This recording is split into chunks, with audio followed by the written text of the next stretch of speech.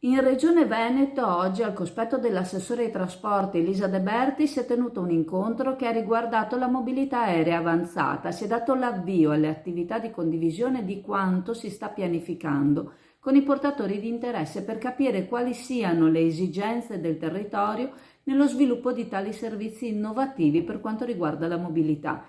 Il Veneto aveva già approvato un protocollo per lo sviluppo delle nuove tecnologie, innanzitutto per il trasporto di merci tramite droni, solo in futuro si penserà al trasporto di persone. La pianificazione che riguarda la mobilità con i droni da qualche anno è stata avviata con ENAC, l'Ente Nazionale di Aviazione Civile.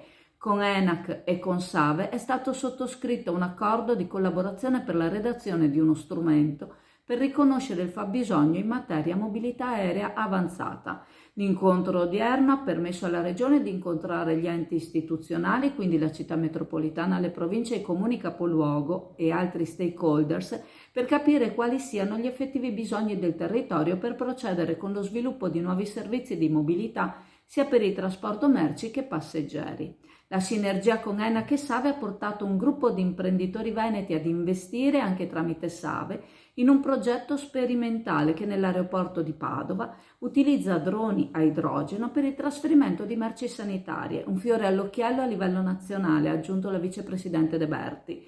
L'auspicio è che le attività che stiamo testando diventino nel prossimo futuro un importante elemento di potenziamento della mobilità in Veneto, sia nell'ambito della logistica sia in quello del trasporto di persone, con una visione della mobilità sempre più integrata e sostenibile.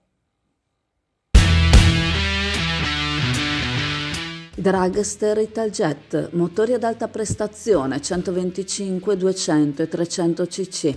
Telaio fuori dagli schemi con un carattere unico, una guida emozionante, fari full LED, un urban superbike di cui ti innamorerai. Vieni a vederlo da SD Auto, Chioggia, Viale Stazione 36.